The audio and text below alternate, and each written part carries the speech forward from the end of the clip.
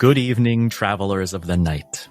Welcome back to The Stranger, where the immersion of an audio drama meets the chaos and uncertainty that is Dungeons & Dragons. Today we're joined by Ari as Esperanza. I'm muted and not ready. Asteria as Dr. Isadora Glass. And how does that make you feel? Matt as Inquisitor Nihilus von Stonen. Even the brightest lights at certain times get swallowed by the darkness. And Shane as Trevor. A none too joyed cowboy, ready to crush, kill, destroy. Today we're also joined by Ben from the Emerald Collective, a D&D 5e and other storytelling group. Stick around after today's session and we'll play a clip of their show. You can find all of their details and links to their show at thestrangerpod.com/Emerald Collective. Ben, anything you'd like to say? It's hammer time. Wait a minute, I don't know if we have copyright on that one. Without further ado, let's begin.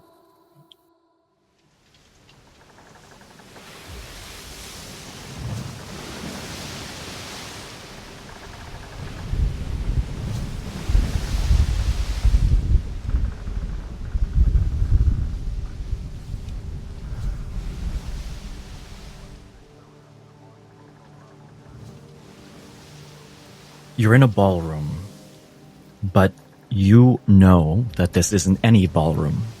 It's the ballroom of Her Royal Rose, the ship that took you to the island of Crow Perch. You're here in some sort of psychic realm, psychic capacity. Clearly, the standard order doesn't apply here.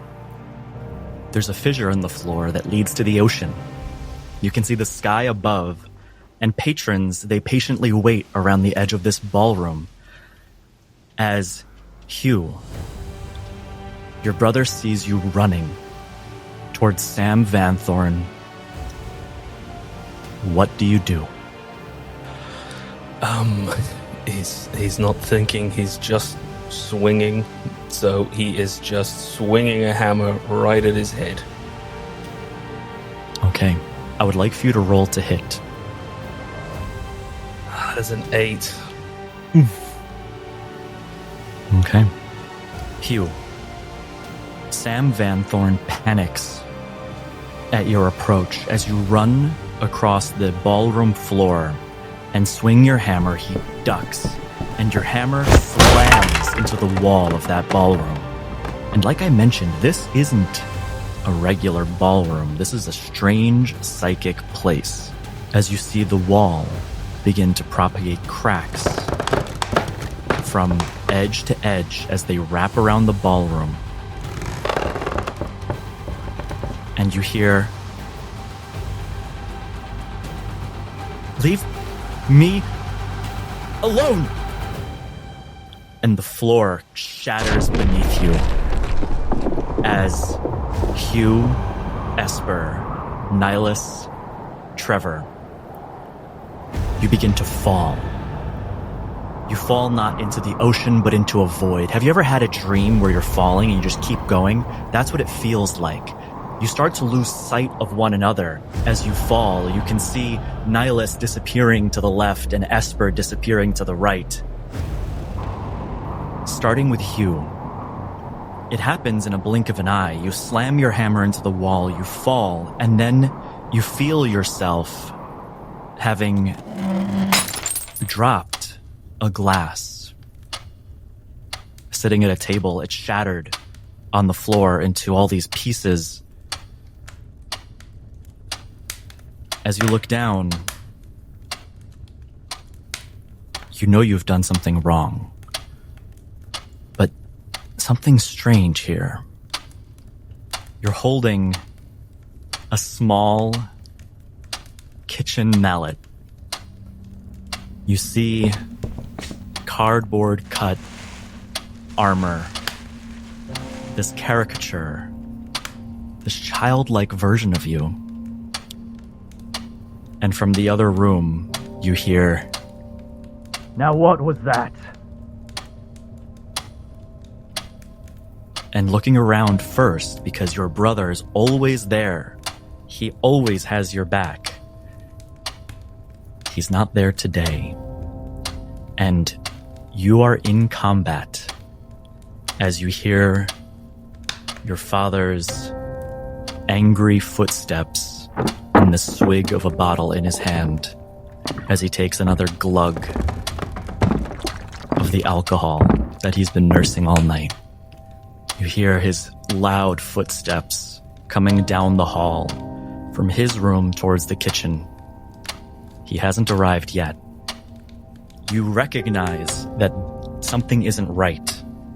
You remember striking your hammer, you remember falling, and you fell into this version of your younger self. This might not have even happened, but in this moment, why don't you roll for me an insight check? Yes, because this is what I'm wondering, is he able to recognize that he is not a child? I don't think so. There's a 9. My +4 insight failed me. You recognize that you're not a child. That comes inherently to you. But what you don't recognize is why you're here and what's happening. Though you feel the adrenaline rush, you just lost your brother. And to some extent, your father, he feels like a monster stepping down this hall. His steps are louder than they're supposed to be. The floor creaks and groans with his weight. It's like this worst version of him you could imagine is walking towards you. He thinks for a second about charging through the door and meeting it head on, but it's all a bit much, and this, seemingly omnipotently powerful psychic that we were facing in the ballroom was one thing. There's something just about the specter of his father that doesn't summon quite so much immediate bravery, so he is going to steel himself for a fight, be ready for a fight, but he is going to run to the just adjacent to the door, so it's essentially hide behind the door when it opens to try and get try and hit his father in the back of the head, try and get the jump on his father, because he is feeling afraid despite it all. Okay, please roll for me stealth. The DC of this is going to be a 10. This is not going to go well. Despite the fact that my heavy armor is made of cardboard, I'm still going to roll that with disadvantage because it is cardboard plate armor. So let me just get my stealth. Right click, disadvantage. That is 8 minus 1 for a 7. You get off of the chair. You slink behind the door, the cardboard of your armor rustling as you move, and standing in the place where the door will be when it opens, your father opens the door. He takes a step into the room, and you hear, "Now did you break something again, Hugh? Your brother's not here to help you anymore." And as he steps into the room, he turns, knowing you're standing behind the door. He grabs onto your shoulders and, pressing you against the wall, he yells, "Now what lessons do we have to learn today? As I'd like for you to take 25% of your health as damage." What are you doing? Hearing your brother's not here reminds him, brings him back into that moment and when he was swinging at Sam. And I think that kind of kicks him back into gear, and he is gonna press his face closer towards his father's, in that same angle, that viewpoint that he was so used to as a child. And he'll say, the same old lesson. The most important one you ever taught me. Rage. Rage. Fucking rage! And he is going to swing his hammer at his father. Roll to hit. I really should have made him a barbarian. That is 23 to hit. Oh, let's go. Please roll damage. Oof. Oh, and max damage. This is why therapy is important, kids. It's useful. Catharsis. Get him. There's 15 points of bludgeoning damage. Dr. Glass is taking notes. I should incorporate this. How is your relationship with your father? Well, I've always wanted to cleave him with a hammer.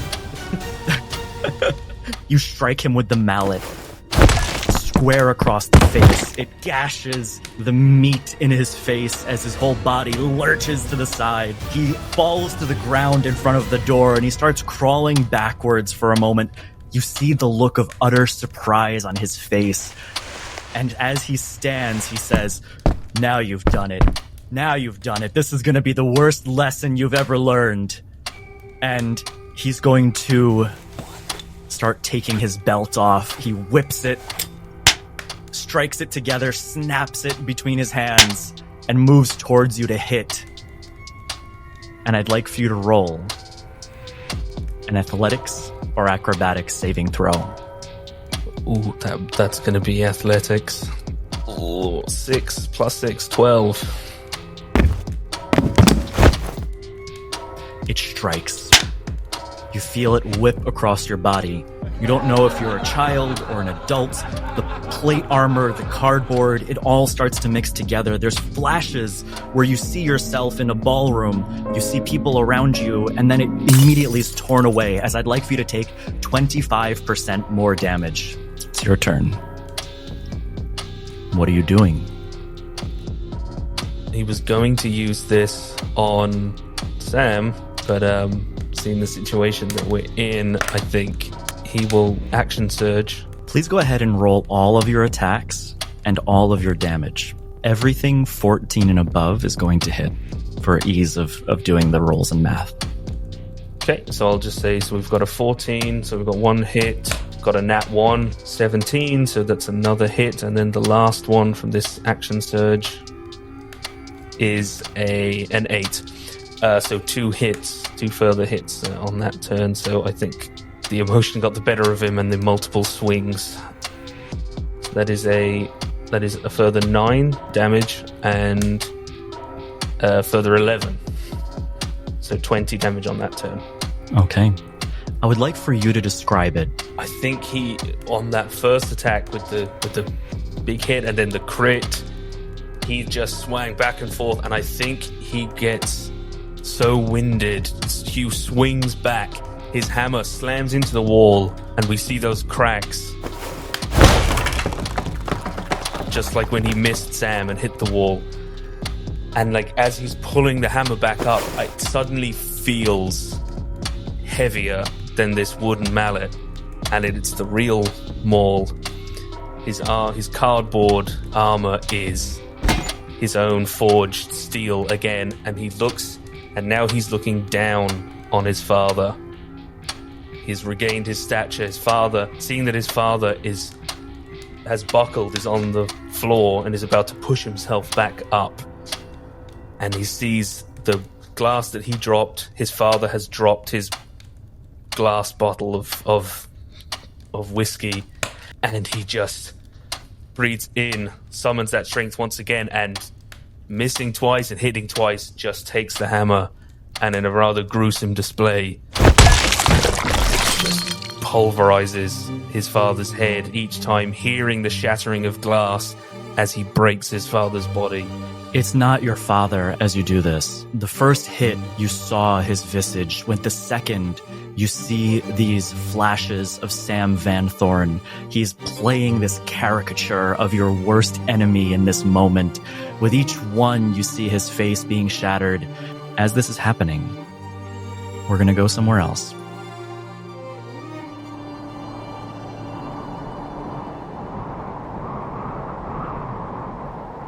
Esper, you land, having fallen. You land onto the bed of the asylum, the same one you were at very recently. As you look up, you're not bound anymore to this bed. You've already broken those restraints, the leather torn. And you see Dr. Faust coming with a needle towards you. Well, Esper.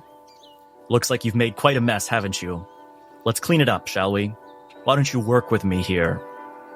I'll put that needle right through your eye, you dare come near me. He takes a step closer. He holds it over his head. He's not even keeping his finger on the plunger. He's just holding the sharp needle in the air as he moves, taking his silent, slow steps in your direction.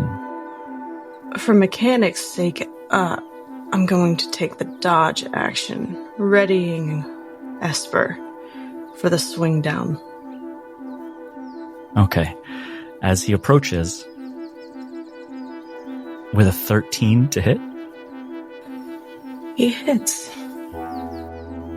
It strikes Esper in the shoulder. You feel the piercing of this needle. You felt this before, but never with such force. It's your turn. Stand still. No, and she's gonna reach her free arm from the other side up, and she's gonna try and rip it out of her. Please roll an athletics check. That's a 12. That's a 4. You slam his arm out of the way, grabbing the needle, tearing it out of your flesh as he stumbles backward. Now, Esper, I'm not going to have to get the nurses again, am I? As he takes another step forward, what are you doing? Into his eye. There is no hesitation, there is no stalling, there is no look of second thought within Esper. She is going to put that needle in his eye. Please roll to hit. That is a natural 20.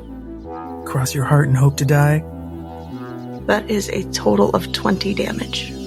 You pounce on top of him with this needle. You're small, he is a larger person, and wrapping your arms and legs around him, kind of right attached to his body, it slams into his eye. He stumbles backward as you both fall, and he takes out a vial of slow ether from within his lab coat pocket, and I'd like for you to roll a dexterity saving throw. I have a barbarian feature in which if I can see it, I have advantage on this. You can see it. And it is a saving throw, so my exhaustion doesn't count. That's an 11. The slow ether, the sharp end of this vial, protrudes into your side, as I'd like for you to take 25% of your health as damage. You feel it starting to loosen your senses, starting to fade this world in and out. You are starting to go under its effects. At least you feel like that. You would expect it to happen, as it's your turn. No.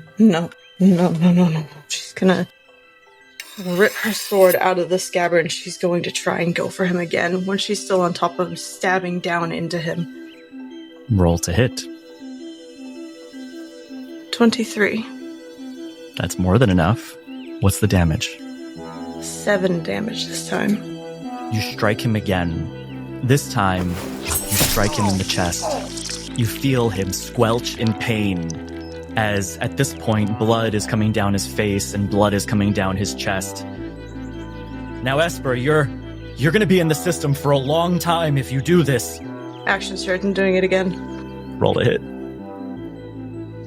Even higher. 9 damage. Striking him one more time in the chest, he starts to go quiet.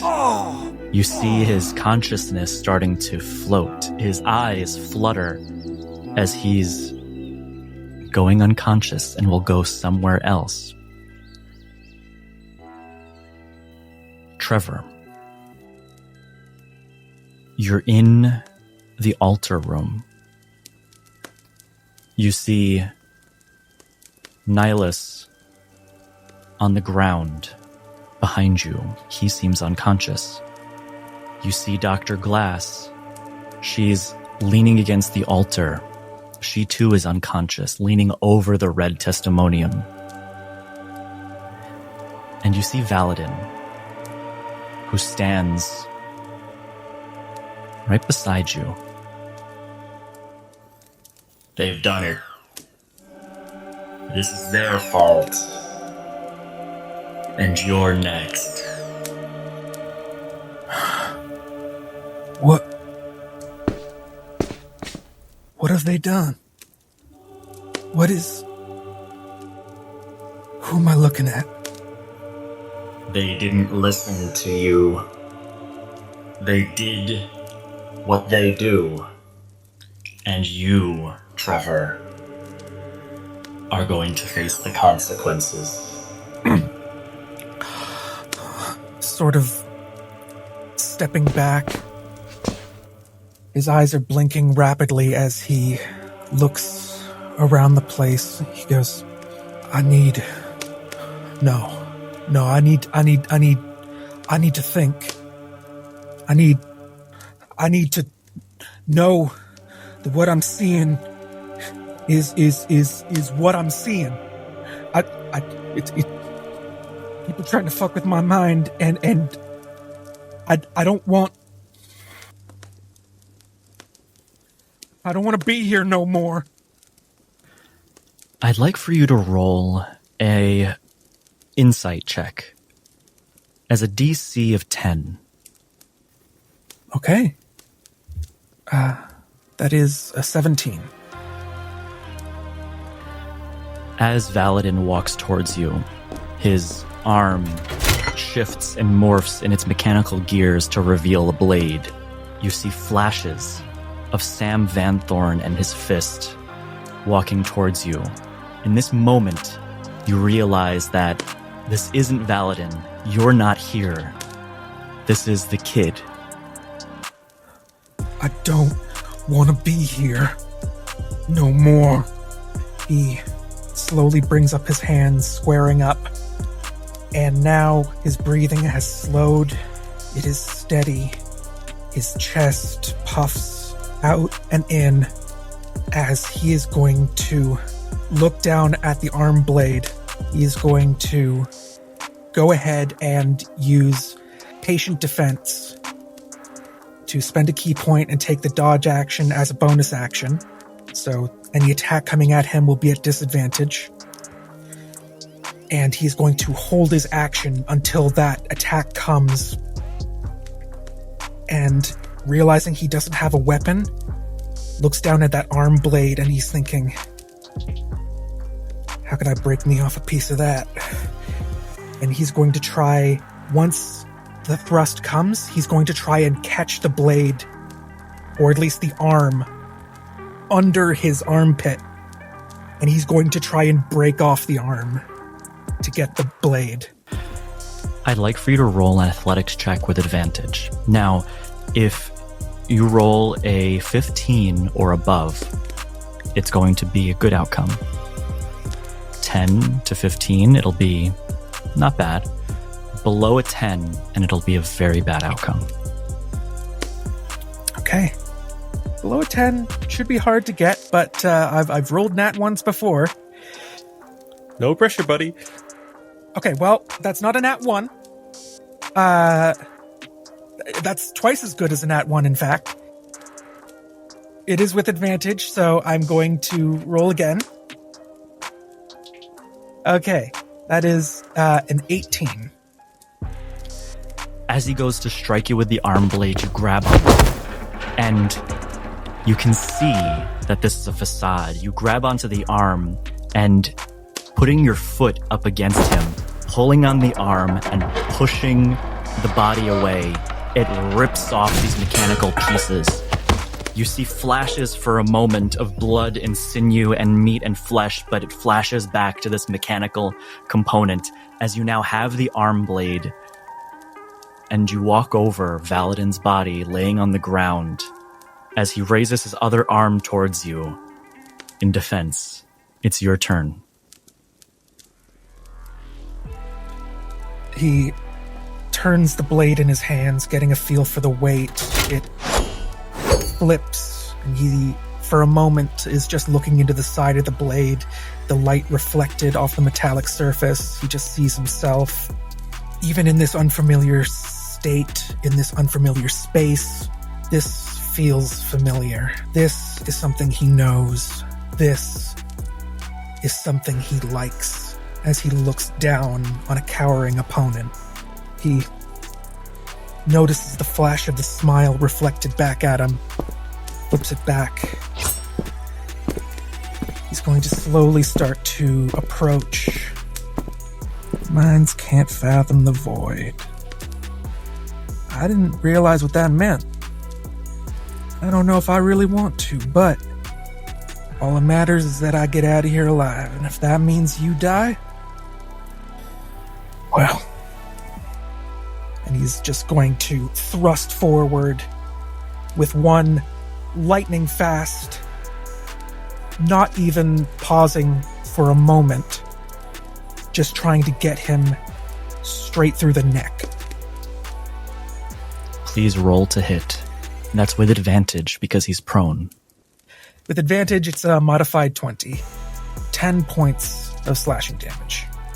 As the blade in your hand strikes down into his neck, and everything goes dark for a moment as we will go one more place.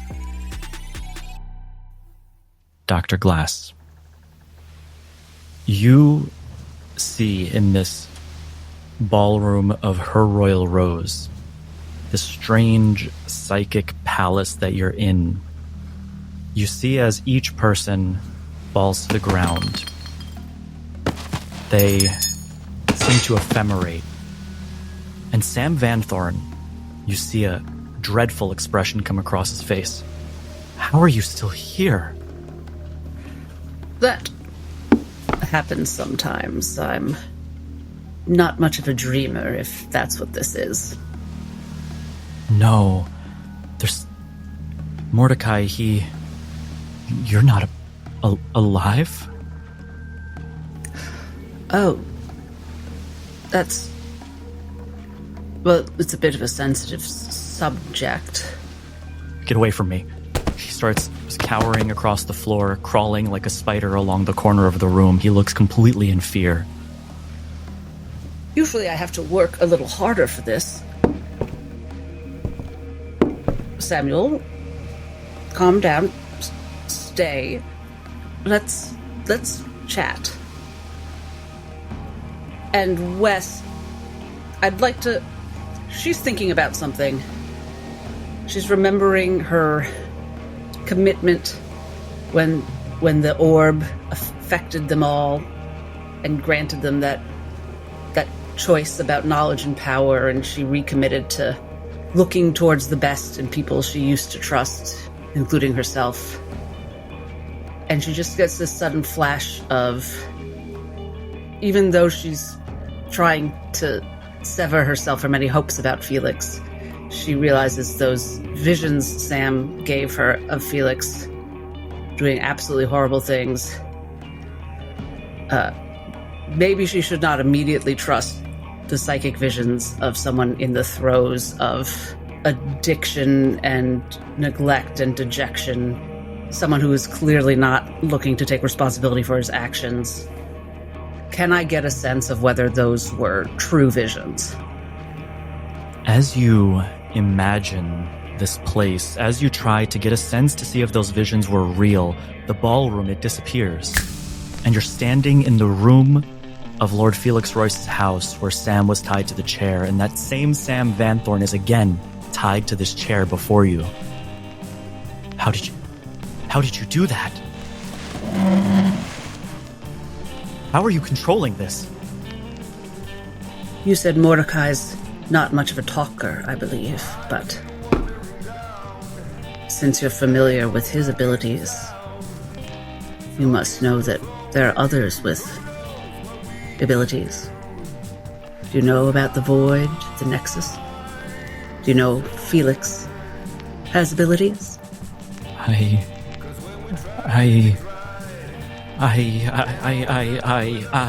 His stammer starts to come back. That's all right, Samuel. Take your time. I know about Felix, but even he couldn't do this. Did he really beat you, Samuel? I think he did. Please roll insight. She doesn't want to doubt abuse victims. It just, that kind of physicality does not seem like his style. 26 insight. Maybe I'm not remembering it the right way, and as you see Felix, he appears before you. He walks towards the chair where Sam Van Thorn is sitting. He grabs him by the lapels, and he just leans the chair back as he says, "Sam, you're going to cooperate with the Van Thorns. It's in your best interest, and it's in my best interest. And if you do, we'll both get what we want." And he pulls the chair back to sitting. He definitely wanted to seem threatening. He lets go. He crosses his arms behind him, and he slowly walks out of the room. Maybe I wasn't thinking clearly. That's perfectly all right, Samuel. That makes sense when we have no control over our lives. Our minds have to create a story that makes sense. When we have fears and other emotions that are larger than this world, in order to comprehend this world, we have to fit events to the fears, to the size of the emotions.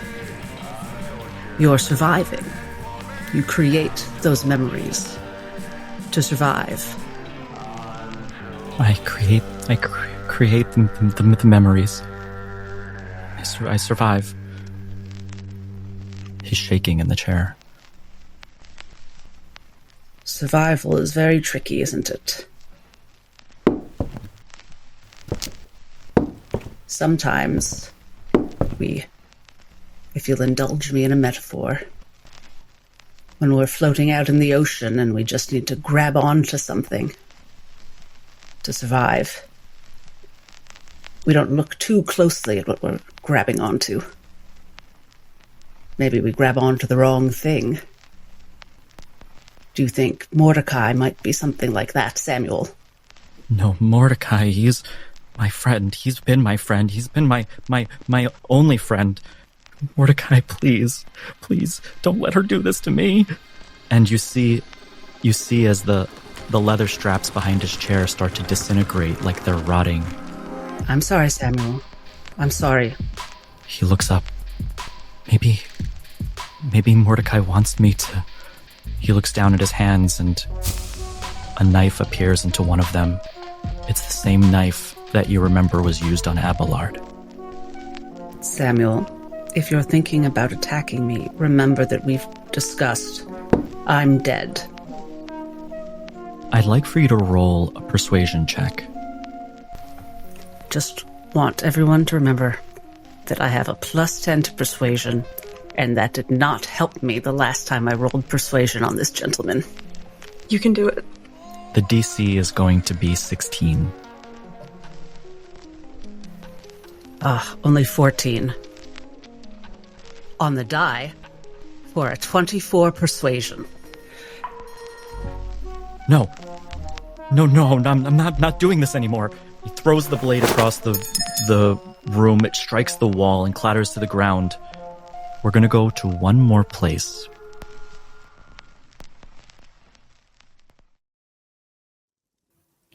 Nihilus. You're holding that holy blade that was provided to you by the church. Your execution was swift and efficient. And the head tumbled onto the floor. You, in the last vision, remember it being your face looking back at you. And it still is. But the eyes, they open and lock with yours. And you hear...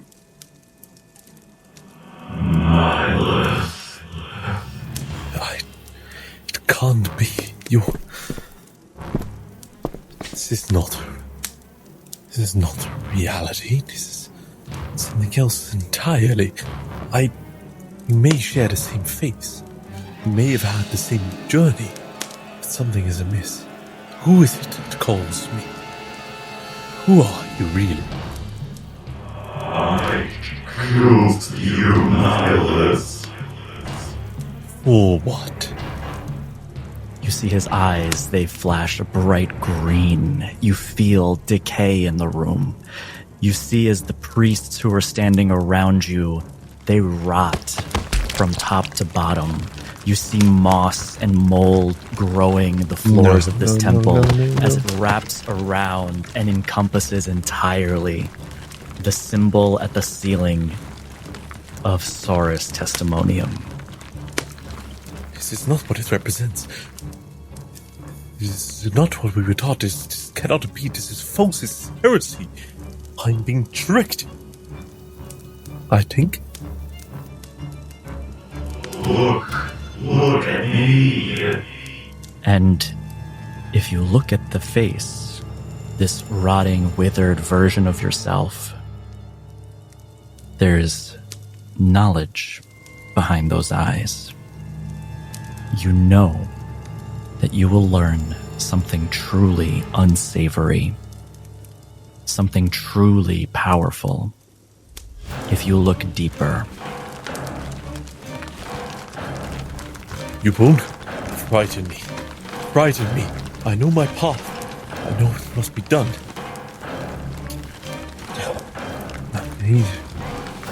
I may not be the best, but I'm here. I'm here now.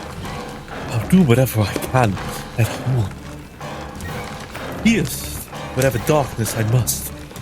As he points the blade towards those eyes, and he takes a step closer to try to peer within, shakingly so. As you look behind the eyes, you see distant memories. You see a man in dark black robes walking through towns as entire buildings are fallen into decay. You see people running and screaming from the city. As they fall, immediately they slowly start to rise back up, not in a human way, but in a form of being under the command of somebody. You see flesh falling from their face as their lifeless bodies grow a new type of life. And you smell the rot of undeath around you. This is not my path. As this happens, you feel as though you can hear, you can see the incantations in the book that he's holding. You can see how he's doing this. And if you would like, you can learn from it. Shouts, screams, he panics. He's sweating out of his forehead. He's looking desperately around. And then clicks. No one else here. I need to get to my friends, the people I care about. We've been on this path for so long and I'm not able to get here.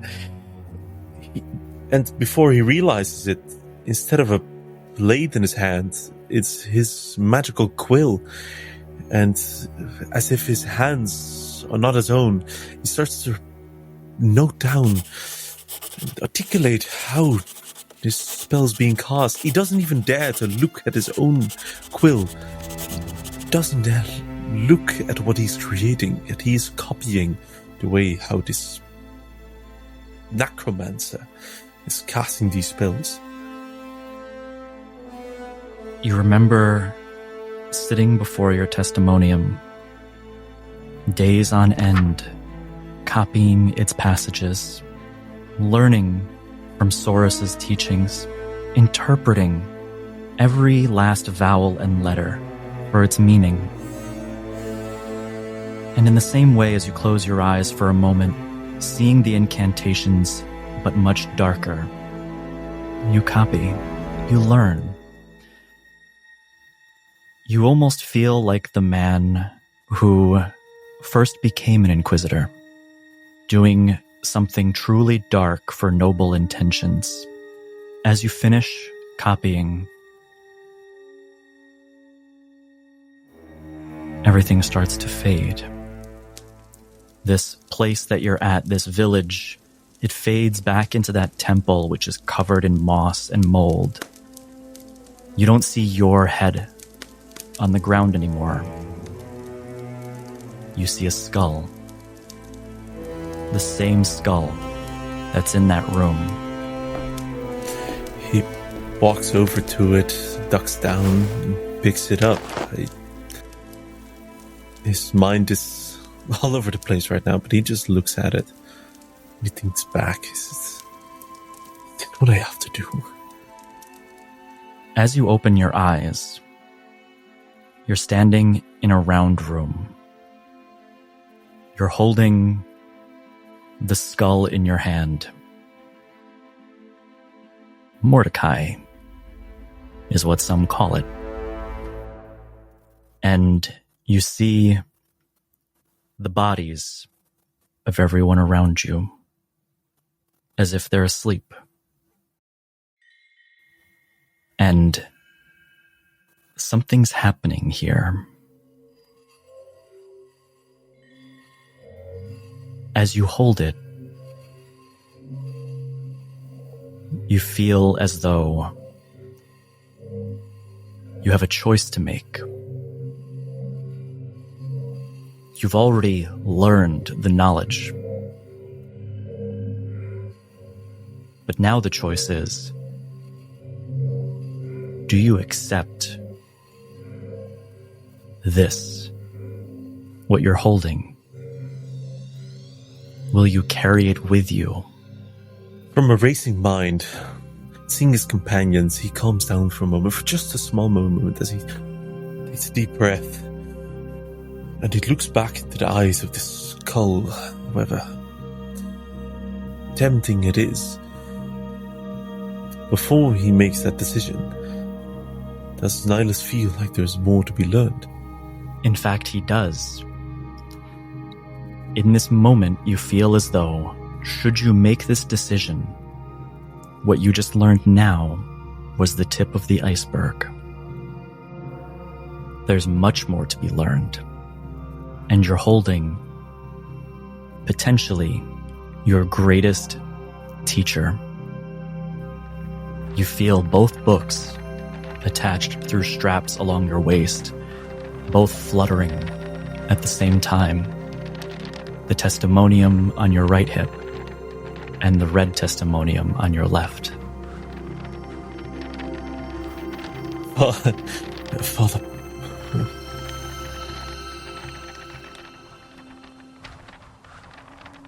Even if it were to be my end, I'll come save you.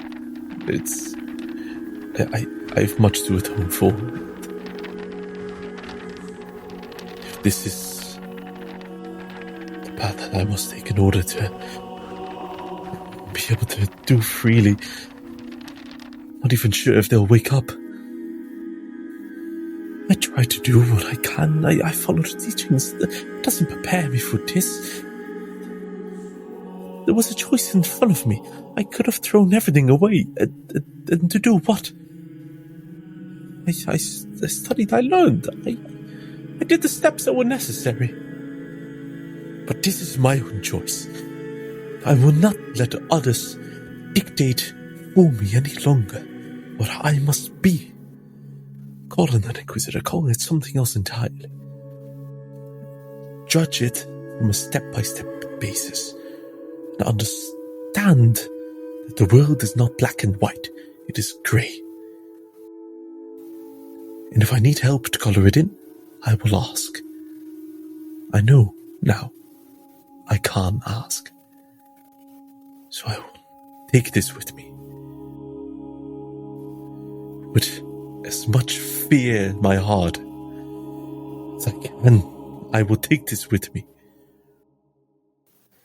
And I hope, but for forgiveness. As he grabs it and puts the skull into the red testimonium as an emerging matter.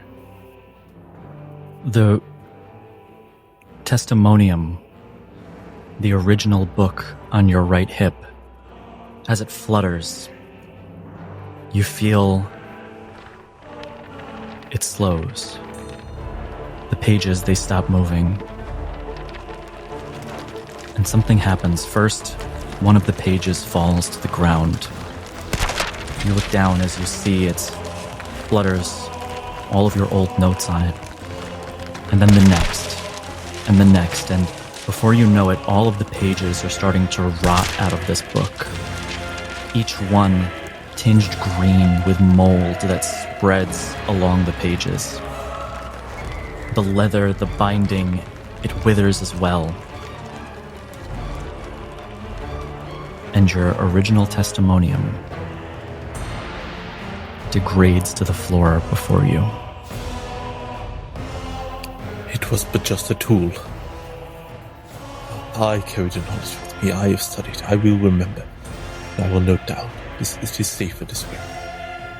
As he feels like on purposely, even if that's not the case entirely, he himself destroyed that old one. He realized with that choice what he was doing. And that was the final step he needed in order to get rid of his old ways, in order to rise for a different man, to hopefully create a better world. He's abandoned us. Dr. Glass, you hear? We're alone now. How do you feel about that, Samuel? I feel like it's over now. You're the only one here, Dr. Glass, who has any power over this realm. You feel the presence of everyone around you. You can see Trevor fighting Valadin. You can see Esper on top of Faust, perforating his chest with a needle. You can see Hugh striking over and over again. The only person you don't see right now is Nihilus. You have complete control over this place for the moment. Then I would like to change the location to the Salted Stout in Port Hillcrest. So everyone except poor Nihilus, apologies, finds himself in a simple but charming pub with an inn upstairs. And a middle-aged half-elf bartender pouring us free bottom-shelf whiskey, and one of which wafts over telekinetically and floats before Samuel. I don't know if everyone can see Dr. Glass now. You open your eyes to see yourself sitting around this table with Dr. Glass. Sam Vanthorne. He looks around for a moment and then just puts his head onto the table.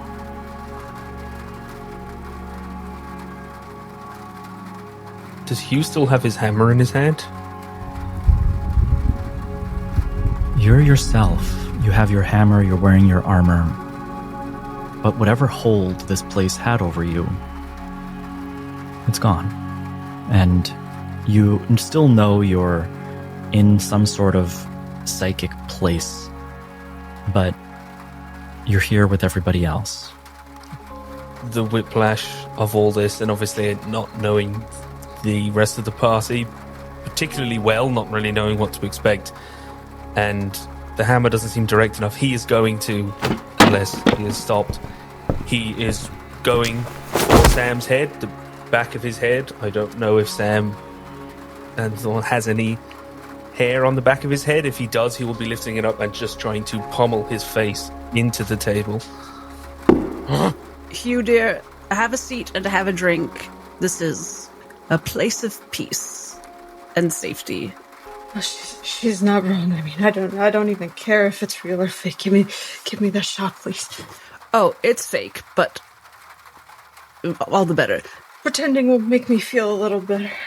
Where is my brother? Ed, could you get our new friend Hugh a very stiff drink? Top shelf, please. Where is my brother's body? Dr. Glass, you feel the presence of his body. It's in your command, just as is everything in this place. Would you like to see it now? He nods his head, clenching his teeth. And she lays it out on one of the long tables. Is this real? Is this real? The body is real. When we leave this space, this is what his body will look like. I'm so sorry.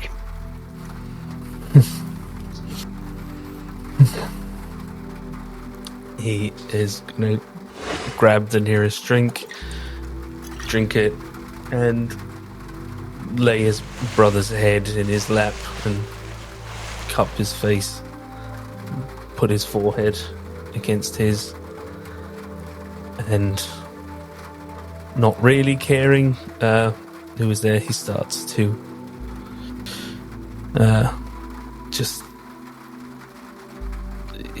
you hear heavy breathing, choking. You can see his hands twisting and clenching around the neck of the bottle,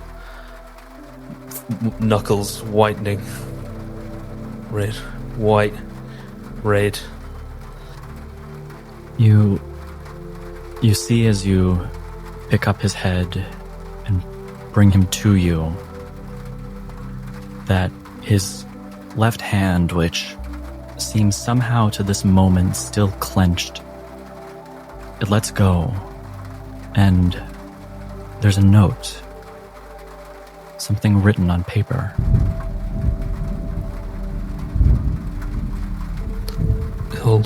He takes it and has a look. He reads it. Hugo, my brother. If you are reading this, then I have been successful in getting you out, and I have not made it out with you. Firstly, stick with the plan. Take the mounts, skirt around the citadel. Our contact should still be there if I've timed this right. You check your left-hand pockets, you'll find the last of the family inheritance, that old signet ring. I'll have snuck it in there when we met, and odds are you haven't noticed yet. It'll be more than enough to pay the debt owing on the mounts if needed, and it'll be more useful than our father ever was. Presuming his liver hasn't given out yet. Do not attempt to come back for me if you think me captured. The cough got worse after I got out, and the professional opinion of the medical person I was able to check me over confirmed what I suspected. Too much time around the amalgamate in the mines, and now too much of that on my lungs and in my blood. I ask you at this point to find your way into one of the cruise ships and get the hell off the island. But I think we both know what you'll tell me in response to that. Whatever you choose, brother mine, run free. We've had good times and bad times, but you were always the best of us. You won't have anyone to watch your back for a time, so try not to be too visible here. And if the old gospel was true, perhaps Mother and me will meet you again one day, somewhere happy and smelling of cinnamon. Shine bright, brother.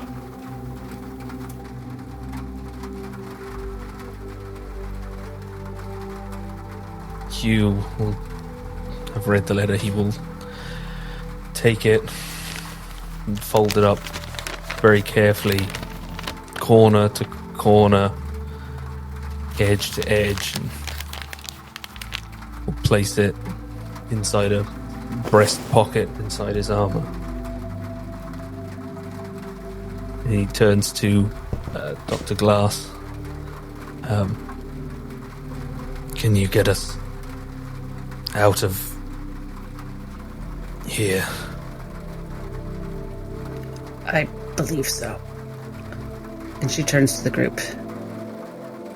Everyone, Samuel and I have had a bit of a chat, but Mordecai seems to be not running things at the moment. But let's be vigilant. And I just want to, glance at Sam. His head on the table, you see his chest rise and fall. He is completely receded into his own world. He's listening, but he's also not. Better than some alternatives. All right. So what? So he's sorry? He hasn't said that, no. He is very sick. And he has been extremely abused and not in control of his own, well, reality, but in a very mundane sense. I'm hoping that if he is able to look me in the eye and listen and agree to immediately take accountability and change his life, we can get him to Jane. But I am also aware that he has just hurt people very badly. Well, he'll have time to decide whether he wants to say he's sorry before I kill him for what he's done. As soon as we get out of here, he has things to answer for, and I'm afraid I can't just take your word. I don't know you people. Hugh, I haven't given you any word. I'm not promising you anything about him. I'm sorry. Yes, let's get out of here. I think we're all agreed upon that. Yeah. You got the keys to this place? You call the shots? It seems so. I've never really done this before. Of the mind trap. But that's not the same as the prison. You get it. Yeah. No, it's like a Scotch egg. You know, we got like the outside, and then there's the inside in the outside. Oh, I could go for a Scotch egg. Okay. I'm hungry too. Hold on 1 second. Scotch eggs appear, and she picks one up and eats it. What is that experience like, Wes? Tastes like eating a Scotch egg. Maybe we can stay here a little bit longer, though. Maybe I can have a psychic cigarette. I think despite the bewilderment of everything that's going on and the emotional weight, I think just the sheer what the fuckery of that and the wonderment of these Scotch eggs appearing does sort of snap Hugh a little bit, just completely out of whatever, and that's she said that and it happened and it tastes like a Scotch egg. Hugh, you've been stuck in prison for some time. What's your favorite snack or drink? So we can quickly raise a toast to your brother. You can't conjure me a redhead, can you? I almost asked, or your favorite sexy lady. Not to assume, but let's not go there. We just met. Though, I was going to say, while Nihilus is gone, we should get out our pettiest, most sinful impulses. Redheads for everyone. Sorry, Trevor, not to objectify you. I mean, you wouldn't be the first. Yes, you and Hypatia were in that pantry for some time. I know what she's like. Actually, here is a question that I did not consider, and I'm going to flip this coin that I have for certain decisions, where there was sort of a maiden's head on one end and a skull on the other. As to someone who had an abusive alcoholic father, I feel it could go one of two ways, where Hugh either does not drink at all, or perhaps is a little too fond of alcoholic beverages. So we'll go skull for alcoholic Hugh. Ooh, yeah, Hugh orders a round of whiskey, top shelf. Coming right up. Bartender walks over. I am Irish, and so born and raised here. So we will have what the Irish call poitín, which is just moonshine. It is just 90% alcohol. Let's go. Window cleaner. Yeah, he will raise a toast. He will permit him the indulgence. In fact, he doesn't really care. if you permit him the indulgence, just in case he doesn't get a chance to bury his brother. He holds the glass aloft and he begins to recite. The road is long, with many a winding turn, that leads us to who knows where. But I am strong, strong enough to carry him. He's not heavy. He's my brother. So on we go. His welfare is of my concern. No burden is he to bear. We'll get there. For I know he would not encumber me. He is not heavy. He's my brother. If I'm laden at all, I'm laden with sadness.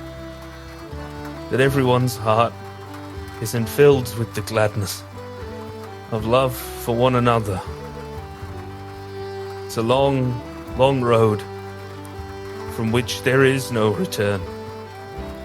While we're on our way to there, why not share? And the load doesn't weigh me down at all. He isn't heavy. He's my brother. He's my brother. He's not heavy.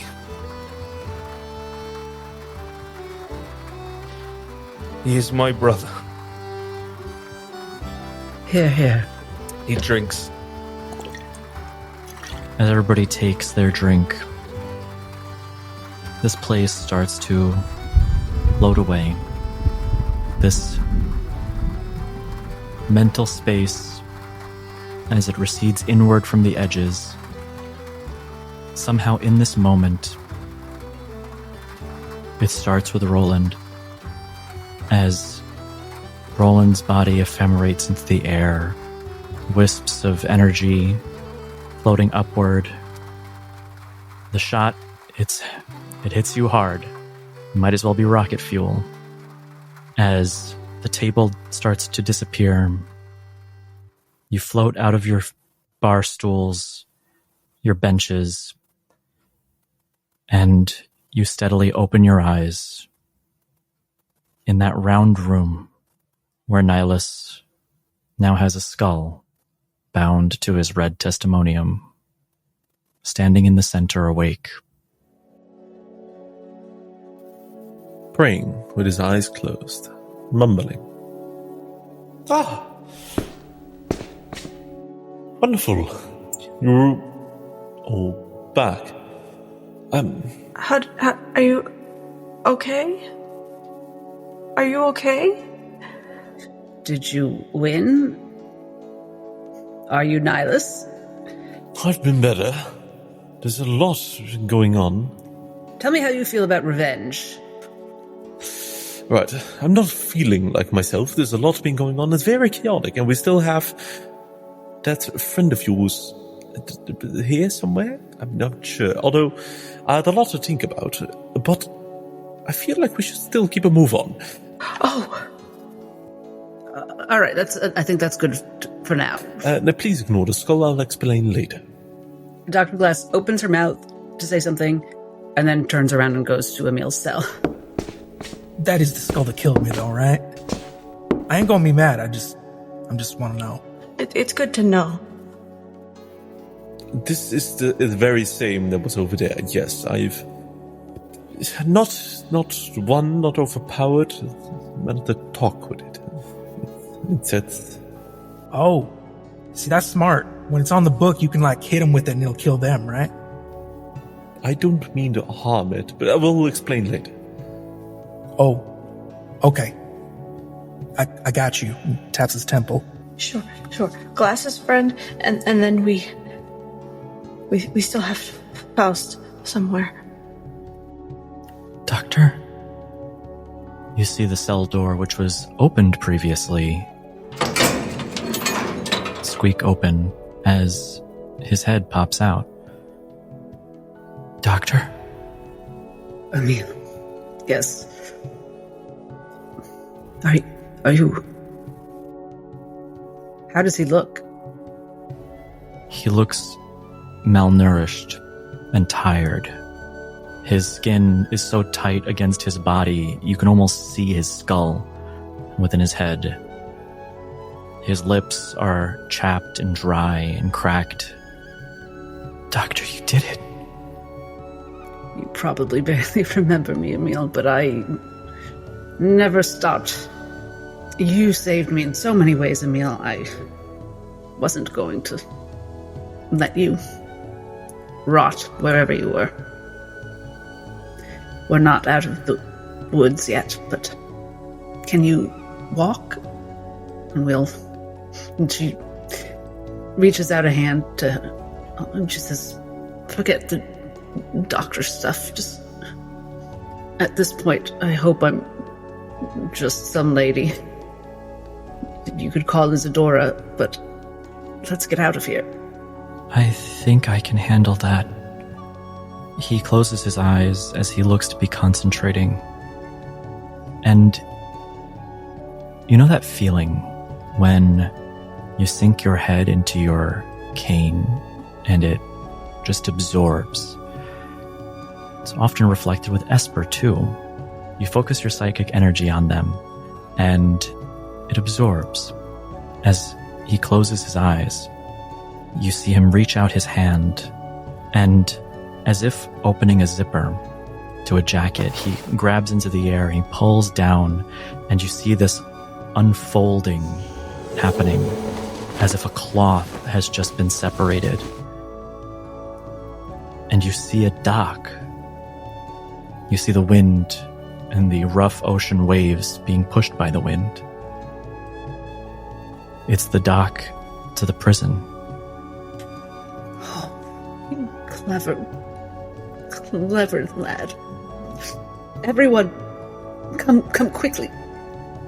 Emil's getting us out of here. Hugh is hoisting. I presume is Roland's physical body there in the room? You pick it up, carrying it with you towards this door that's opened, and you see as Emil closes his eyes and starts repeating, "Please don't be my cell. Please don't be my cell. Please don't be my cell." And Dr. Glass just puts a hand on his shoulder. And as he steps through, you see he feels the breeze and the mist from the ocean, the movement of the dock, the ricketing of the wood, and that putrid and beautiful smell of salted air. And you just see as if he's been holding his breath for years as he lets go, stepping out. Okay. Okay, let's go. Before we go, I can't remember. Is Sam still here? Sam, all this time, he's been sitting in that room. He's awake now, but he leans against the wall, and he doesn't move. He doesn't go anywhere. He doesn't stand to follow anybody as they leave. Kinda mosey my way over to him. Turn around. I go, Hey, Hugh. Come here, Spell. Hugh turns and sees Sam, and then he'd almost forgotten about his physical body would be there, and seeing him, he stalks over to Trevor. He's there. I know what I'd do. But I know, given the situation,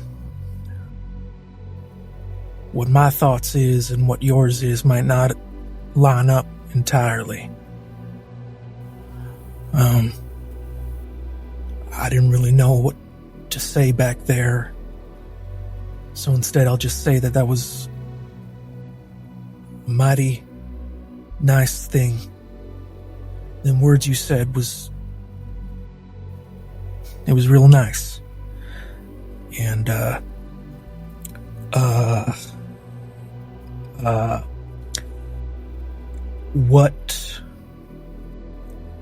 when it comes to Roland, I didn't know him much more than you know me.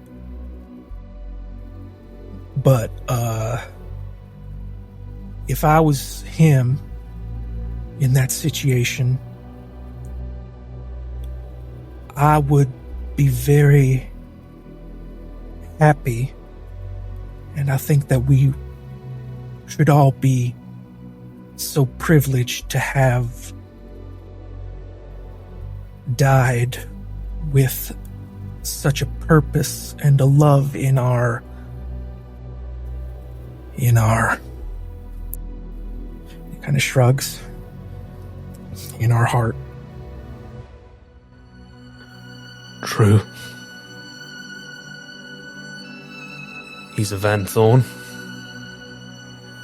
As much as he probably don't like it, that's the way it be, it seems. Says, well, I'll tell you what I want.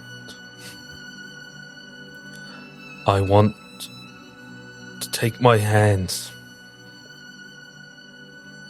place them on his head, and push till it splits like an egg. But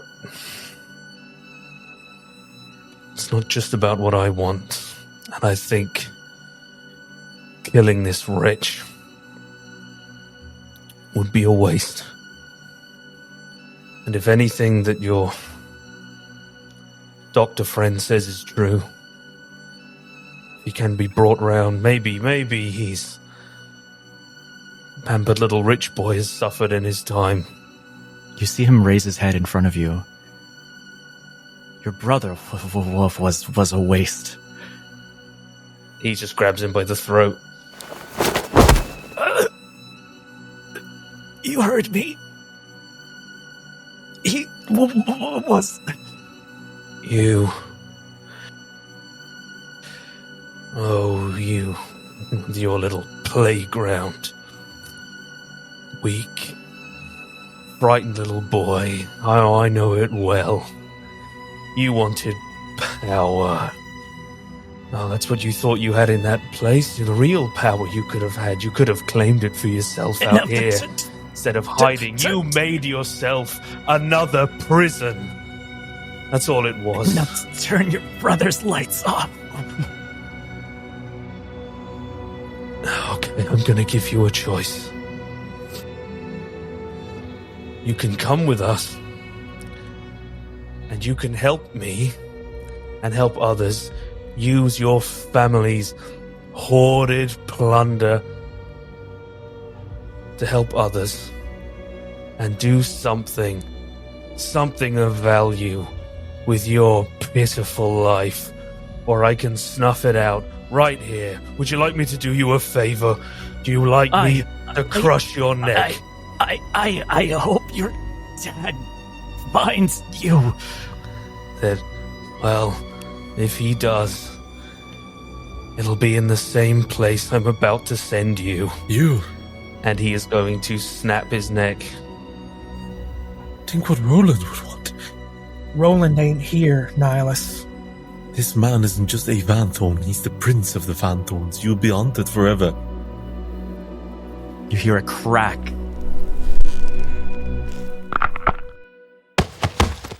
He was just looking at his hand.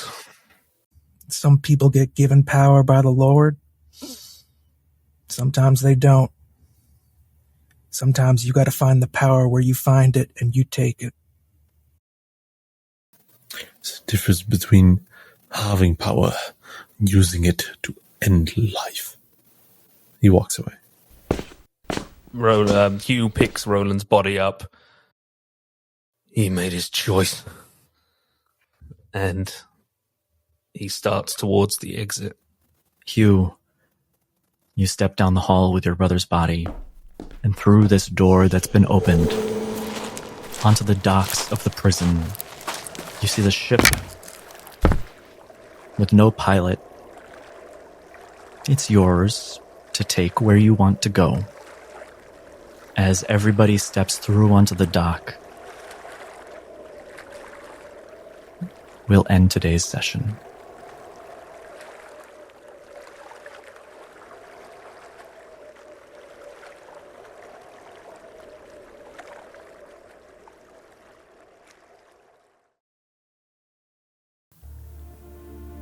Thank you for listening to this episode of The Stranger. Since last week, we hit 1,000 subscribers on YouTube, and on podcasting platforms, we're averaging 400 downloads a month. That's actually amazing. I love that you love our cinematic style. Sure, we have a Patreon, but being seen by more people is the best way for us to grow right now. So if you want to support me and all of the other players, editors, and team, let someone know that this genre of actual play exists. I tend to think it's something new. Maybe even post up a review on Apple Podcasts or comment on this video. This episode is in collaboration with the Emerald Collective, with Ben as Hugh. While this is his last full episode, he will be back one more time to say goodbye. Let us know in the comments if you want to see him return again. From all of your friends at Roll for Impact, we'll see you next week.